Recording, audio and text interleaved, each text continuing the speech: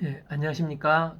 오늘 말씀은 마태복음 14장 1절에서 36절 말씀을 읽겠습니다. 요절은 16절 예수께서 이르시되 갈 것 없다. 너희가 먹을 것을 주라.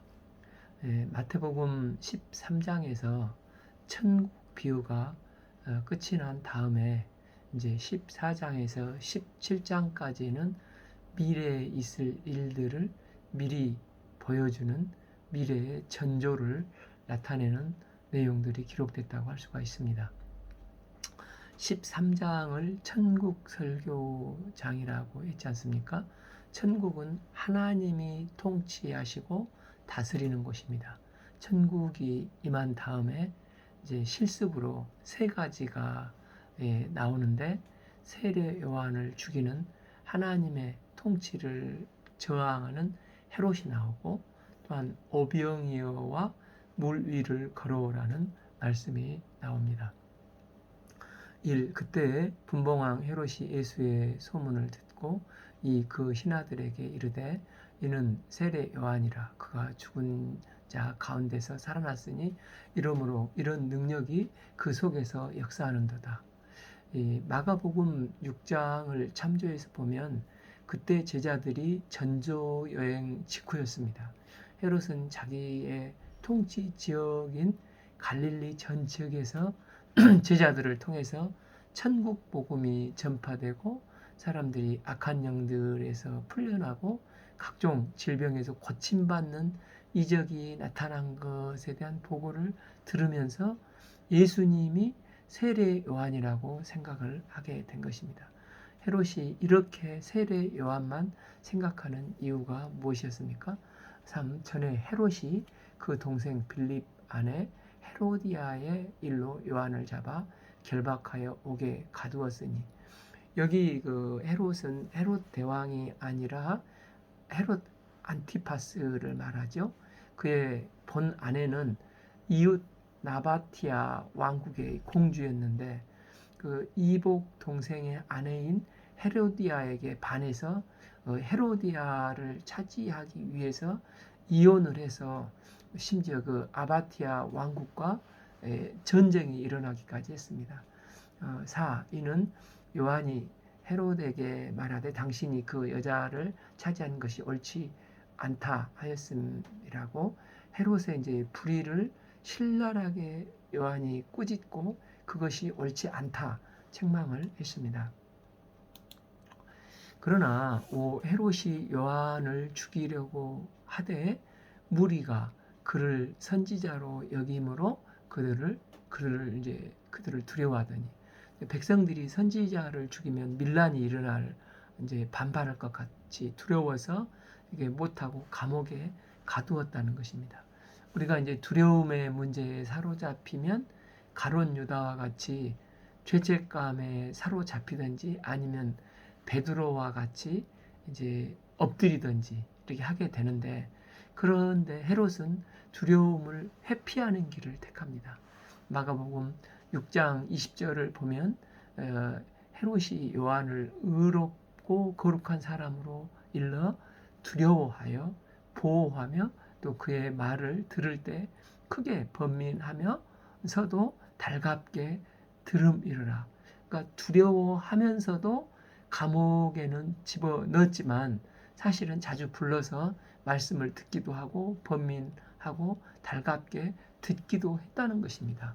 문제는 무엇입니까? 그는 결국 사람들의 시선을 두려워하다가 그를 처참하게 죽이는 일을 벌이게 됩니다. 그는 하나님을 두려워해야 하는데 사람을 두려워한 것입니다. 마침 헤롯의 생일이 되었는데 헤로디아의 딸이 연석 가운데서 춤을 추어 헤롯을 기쁘게 했습니다. 요즘으로 치면 아마 헤로디아의 딸이 그 한국의 걸그룹의 최신 춤을 췄던지 이 발리 댄스를 췄던지 했던 것 같습니다. 그러자 헤롯이 맹세로 그에게 무엇이든지 달라는 대로 주겠다, 호언장담을, 다른 복음서에서는 나라의 반이라도 주겠다고 이렇게 약속을 하지 않습니까? 그러자 이제 어머니 헤로디아의 사주를 받아 뭐라고 말합니까? 8. 그가 제 어머니의 시킴을 듣고 이르되 1초의 망설임도 없이 세례요한의 머리를 소반에 얹어 여기다 내게 주소서. 이런 잔인하고 무서운 독한 여자의 말을 합니다. 9.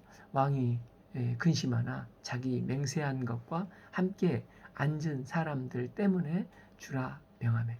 자기가 맹세한 것을 지키고자 사람들의 시선 때문에 그렇게 했다는 것입니다. 10. 사람이 보내어 옥에서 요한의 목을 베어 11. 그 머리를 소반에 얹어서 그 소녀에게 주니 그가 자기 어머니에게로 가져가니라. 헤롯은 세례 요한이 분명히 죄가 없는 것을 알고도 자기 체면을 더 중요시해서 의인을 죽였습니다. 세례 요한의 죽음은 어떤 면에서는 장차 있을 예수님의 고난과 죽음의 예시라고 한다고 할 수 있습니다. 세례 요한은 헤롯의 죄를 지적하다가 억울하게 죽음을 당했고 근본 죄가 없으신 예수님께서 우리를 구원코자 유대인들의 붙들려 십자가에서 죽음을 당하지 않습니까? 예수님은 장차 있을 고난과 죽음을 다 알고 계셨습니다. 그런데 12. 요한의 제자들이 와서 머리 없는 시체를 가져다가 장사하고 가서 예수님께 아뢰었습니다. 그들은 얼마나 분하고 비통했겠습니까? 제자들은 시체를 가져다가 장사 지내고 나서 예수님께 고했습니다. 세례 요한이 잔인하게 죽었다는 소식을 들었던 예수님의 마음은 어떠했겠습니까? 물론 세례 요한은 예수님의 길을 앞서 예배한 자이기도 하지만 가깝게는 예수님의 친척지간이지 않습니까? 그런데 세례 요한은 비참하게 죽었고 장차 예수님도 이제 죽게 될 것을 아시고 예수님은 만감이 교차되지 않으셨을까 생각이 듭니다. 13. 예수님께서 들으시고 배를 타고 떠나사 따로 빈들에 가시니 왜 예수님께서 따로 빈들로 가고자 하셨을까요? 아마도 장차 있을 십자가의 길, 고난의 길이 기다리고 있으신 주님은 하나님과 기도로 깊은 교제를 나누고 싶으셨던 것 같습니다. 그런데 주님은 빈들에 가서 기도하고 싶으신데 주님을 따르는 무리들은 이런 주님의 마음을 전혀 헤아리지도 이해하지도 못했습니다. 13b 무리가 듣고 여러 고을로부터 걸어서 따라간지라. 오직 그들은 자신의 질병 문제, 살 문제를 어떻게 주 앞에서 해결한 받아볼까 여기에만 관심이 있었습니다. 그래서 무리들은 먼 고을로부터 예수님을 쫓아오고 있는 것입니다. 예수님께서 나오사 큰 무리를 보시고 불쌍히 여기사 그 중에 있는 병자를 고치시니라. 이에 바로 예수님의 마음을 이게 예수님의 마음이셨습니다. 5. 저녁이 되며 제자들이 나와 이르되 이곳은 빈들이요 때도 이미 저물었으니 무리를 보내어 마을에 들어가 먹을 것을 사게 하소서. 저녁이 되고 저물었는데 지금처럼 뭐 편의점이나 마트가 있는 것도 아니지 않습니까? 그래서 제자들이 무리를 마을로 보내어 숙식을 하라고 했는데 이런 상황에도 제자들을 가르치고 제자 양육할 수 있는 것을 예수님은 보셨습니다. 16. 예수께서 이르시되 갈 것 없다. 너희가 먹을 것을 주라. 제자들은 합리적인 요청을 했는데 예수님은 불합리한 대안을 제시를 하십니다. 예수님은 너희가 먹을 것을 주라고 말씀하십니다. 예수님은 제자들이 내 생각은 다르다. 너희들이 먹을 것을 줘야 한다고 하셨습니다. 당연히 이는 당시 가난한 제자들에게는 말도 되지 않았습니다. 그들이 가진 것은 오병이어 뿐이었지 않습니까? 그것으로 12명이 자기들이 먹기에도 부족한데 남자만 5,000명 이상인 이 큰 무리를 어떻게 먹인다 하는 것입니까? 상상할 수도 없는 것이었습니다. 그래서 17 제자들이 이르되 여기 우리에게 있는 것이 떡 5개와 물고기 2마리 뿐입니다. 그들은 현재 보이는 오병이어만 바라보고 있었습니다. 자기 한계를 쳐다보니 겨자씨처럼 절망적이었습니다. 누룩처럼 아주 작아 보였습니다. 그러나 예수님은 제자들에게 말씀을 하셨습니다. 18 이르되 그것을 내게 가져오라 하시고 19 무리를 명하여 잔디 위에 앉히시고 떡 5개와 물고기 2마리를 가지사 하늘을 우러러 축사하시고 떡을 떼어 제자들에게 주시매 제자들이 무리에게 주니. 예수님은 오병이어를 축사하셨습니다. 원문에 보면 감사했다고 그런 의미로 나옵니다. 그래서 감사했다는 의미로 예수님은 보리떡 5개와 2마리 물고기로 이 보잘것없는 오병이었지만 그것을 감사하셨습니다. 예수님은 아버지 이것을 통해서 저 많은 배고픈 양무리들을 하나님께서 먹여주실 것을 믿고 감사드립니다. 감사 기도를 드렸습니다. 그리고 그 떡을 떼서 제자들에게 주시며 제자들은 또 무리들에게 나누어 주어 주니까 다 배불리 먹게 되었다는 것입니다. 그리고 20절 다 배불리 먹고 남은 조각들을 12바구니에 차게 거두었으며 21 먹는 사람은 여자와 어린아이와 예외 5,000명이 되더라. 그러니까 약 10,000명이 넘는 엄청난 사람들이 떡을 먹고 배부르게 되었는데 또 12강주리가 남았다는 것입니다. 예수님은 제자들에게 너희가 먹을 것을 주라 하시고 오병이어를 가져오라 하니까 제자들이 순종하여 가져왔고 앉으라 하니까 앉았고 남았어요. 남은 것은 모아라 해서 순종을 해서 12광주리를 남게 모았다는 것입니까? 뭘 말합니까? 제자들은 예수님의 말씀에 절대 순종하고 또 순종을 했더니 배불리 먹고 12강주리가 남는 오병이어 기적이 일어났다는 것입니다. 또한 너희가 먹을 것을 주라는 말씀은 마가복음 6장 34절 예수께서 나오사 큰 무리를 보시고 그 목자 없는 양 같음을 인하여 불쌍히 여기사 이에 여러 가지로 가르치시더라. 이 말씀을 볼 때 제자들이 어떤 상황 속에서도 이 책임감을 가지고 목자의 마음으로 양들을 도우라는 말씀입니다. 예수님은 제자들이 목자의 심정으로 보내주신 양무리들을 어떤 상황 가운데서도 돌보기를 원하셨습니다.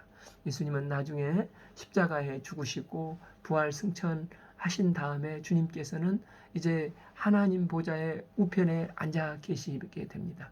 사랑하는 제자들을 남겨두고 갈 때 여러 가지 이제 환난과 핍박을 견뎌내면서 잃어버린 영혼들을 도와야 하는 것에 마음이 아프셨습니다.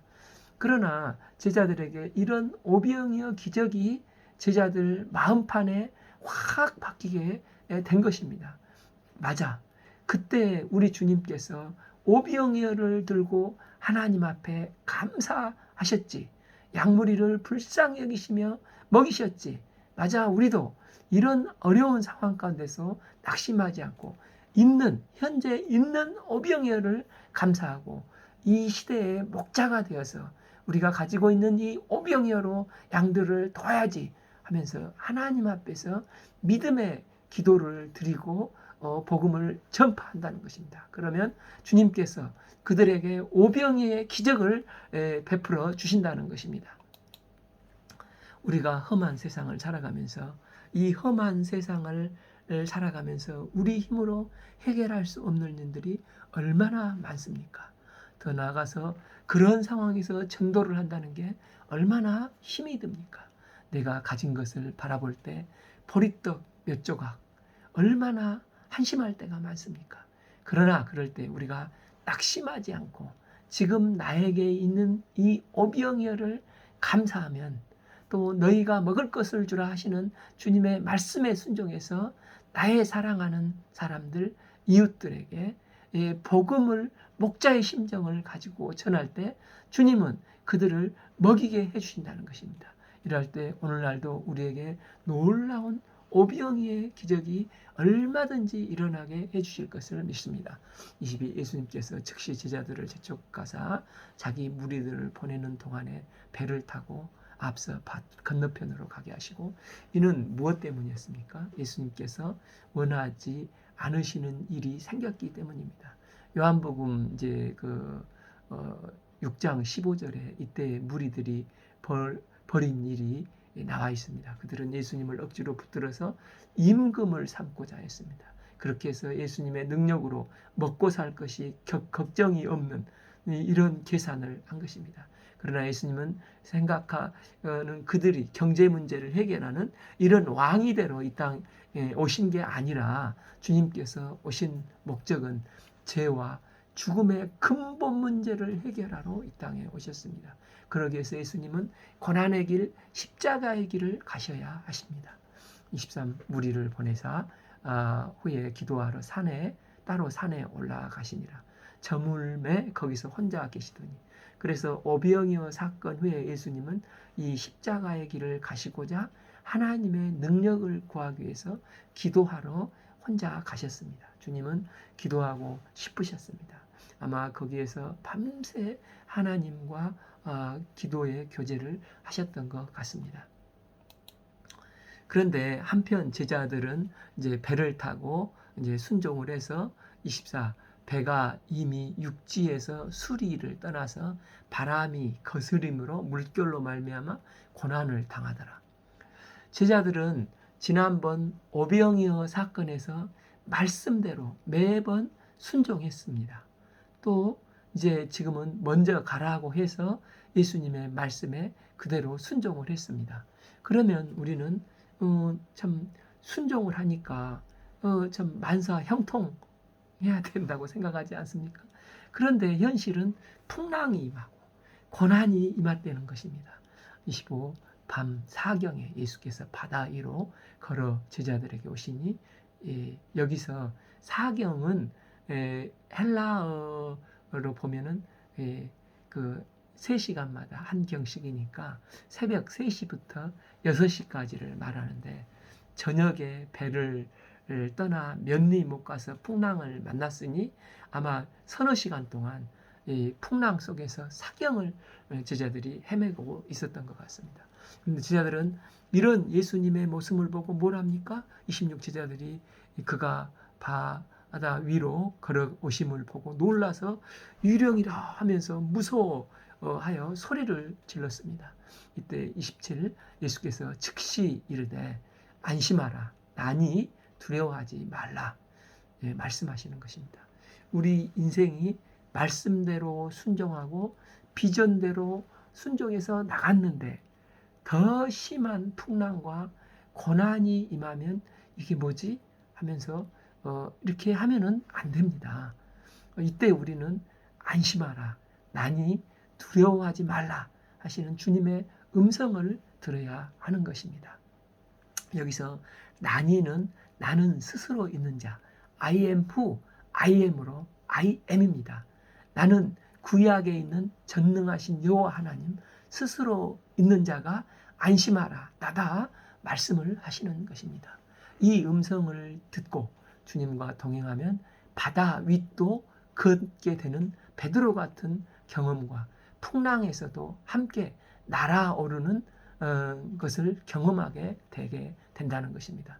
그래서 고난과 풍랑은 오히려 믿음을 체험하는 기회가 되는 것입니다. 이런 경험을 하게 되고 성령 충만해지니까 나중에 베드로는 이제 사도행전에서 엄청난 그 핍박 속에서도 흔들리지 않는 믿음의 용장이 되어서 어떤 고난이 있어도 흔들리지 않는 사도들로 주님의 말씀을 쫓아서 세계 선교를 섬겨나가지 않습니까? 모세가 시내산에서 떨기나무 영광을 보고 이제 하나님을 만나고, 그 후 모세와 이제 아론이 바로에게 가서 이제 그 하나님 여호와께서 이렇게 말씀하시기를 내 백성을 보내라. 그러면 그들이 광야에서 내 앞에 절기를 지킬 것이라. 이렇게 5장 1절에 이렇게 했지 않습니까? 그런데 웬걸 하나님의 말씀대로 순종했는데 상황은 더 나빠졌습니다. 한가에서 이 햇소리를 하면서 바로가 노하여서 더 심하게 노역을 시켰습니다. 이로 반장들은 더 큰 원망과 불평을 했습니다. 이때 출애굽기 5장 22절에서 모세가 여호와께 돌아와 말하되 주여 어찌하여 이 백성이 학대를 당하게 하셨나이까? 어찌하여 나를 보내셨나이까? 우리 신앙생활 중에도 말씀대로 순종했는데 더 큰 어려움을 당하는 경우가 있지 않습니까? 그러나 이 풍랑을 통해 나중에 엄청난 10가지 재앙을 일으키고 또 이제 출애굽을 해서 홍해를 건너고 바다를 육지같이 건너고 그래서 이제 미리암은 소고치며 춤을 추며 여호와를 찬송하고 그는 높고 영화로우신 분이시며 이렇게 찬양을 하지 않습니까? 내가 풍랑 속에 허덕일 때 주님께서는 반시경이라도 반사경이랄지라도 우리에게 오셔서 우리의 손을 내미시며 안심하라. 나니 두려워 말라 말씀하시는 분이십니다. 아무리 풍랑이 불어도 물 위에 걸으신 주님을 바라보면 우리는 강하게 되어서 우리도 물 위를 걷게 되는 것을 경험하게 될 줄 믿습니다. 우리가 풍랑이 일 때 그 풍랑을 바라보지 않고 우리를 구원하실 수 있는 주님을 바라볼 수 있기를 기도합니다. 28 베드로가 대답하여 이르되 주여 만일 주님이시거든 나를 명하사 위로 오라 하게 하소서. 29 오라 하시니 베드로가 배에서 내려 물 위로 걸어서 온전케 하시는 예수님을 바라보고 예수님께로 가되 그러나 갑자기 좌우 바람을 보자 갑자기 두려움에 사로잡혀 물속에 쏙 빠져버리지 않습니까? 30절 바람을 보고 무서워 빠져가는 자라 소리 질러 이르되 주여 나를 구원하소서 하니 이 말씀을 듣고 베드로가 흔들렸을 때 예수님께서 뭐라고 말씀하십니까? 31절 예수께서 즉시 손을 내밀어 그를 붙잡아 일으키시며 믿음이 적은 자여 왜 의심하느냐? 이게 믿음을 가지라는 것입니다. 의심이 뭡니까? 마음이 하나님을 믿는 마음과 현실에 대한 두려움으로 나눠지는 것입니다. 그래서 의심하지 말고 믿음을 붙들고 주님의 말씀에 순종의 발걸음을 떼어야 하는 것입니다. 순종하는데도 풍랑이 일어나면 엄청난 일이 벌어지겠네. 오히려 찬송하며 미리암과 같이 송축을 하라는 것입니다. 32 배에 함께 오름에 바람이 그치는지라. 그런즉 주님을 바라보고 제자들이 어떤 고백을 합니까? 33 배에 있는 사람들이 예수께 절하며 이르되 진실로 하나님의 아들이로소이다 하더니라. 34 그들이 건너가 게네사렛 땅에 이르니 이들이 예수가 오셨다. 예수님은 어떤 병자도 고친다. 이 소식이 인근 각처에 소문이 쫙 퍼졌습니다. 35 그곳 사람들이 예수이신 줄 알고 근방에 두루 통지하여 모든 병자를 예수께 데리고 와서 36 다만 예수의 옷자락이라도 손을 대게 하시기를 간구하니 이 사람들은 꾸역꾸역 예수님께 찾아와서 모든 병이 사하시는 믿음을 가지고 나와서 주님의 옷자락을 만지기만 해도 모든 병이 낫는다는 믿음을 가지고 나왔습니다. 36b 손을 대는 자는 다 나음을 얻으니라. 우리가 현재 장차 어떤 어려운 문제나 환란이 있을 때 주님께 나아가 주님의 옷자락에 손을 얹기만 하는 얹으면서 주님의 긍휼하심과 주님의 도우심을 구함으로 주님의 놀라운 능력과 은혜를 체험하는 믿음의 사람들이 될 수 있기를 기도합니다. 이제 정리하면 천국은 말씀이 다스리는 곳입니다. 오병이어가 사복음서에 다 나오는 거예요. 예수님의 십자가와 부활, 그 다음에 오병이어는 이 사복음서에 다 나오지 않습니까? 지금 내게 있는 오병이어를 들고 나가 말씀에 순종하고 순종하면 말씀이 나를 다스리는 인생이 됩니다. 예수님의 목자의 심정으로 어떤 상황에서도 오병이어를 들고 주님께 감사함으로 나갈 때 어떤 양무리들도 섬길 수가 있고 그들이 배불리 먹고 12광지가 남게 되는 축복의 역사가 임합니다. 또한 순종했는데 더 어려워지면 풍랑이 인다고 헷갈리지 않게 하시고 엄청난 일이 기다리고 있구나. 주 품의 찬양처럼 주와 함께 이 풍랑을 함께 날아오르게 되는 것입니다. 그래서 오히려 기뻐하고 찬송할 수 있기를 기도합니다. 고난은 기회입니다. 우리가 고난이 올 때마다 엄청난 기회를 주셨다는 믿음을 가지고 마침내 주님의 크신 능력을 체험하여 승리하는 천국 백성들이 될 수 있기를 기도합니다. 오늘 말씀은 마태복음 14장 1절에서 32절 말씀을 읽겠습니다. 감사합니다.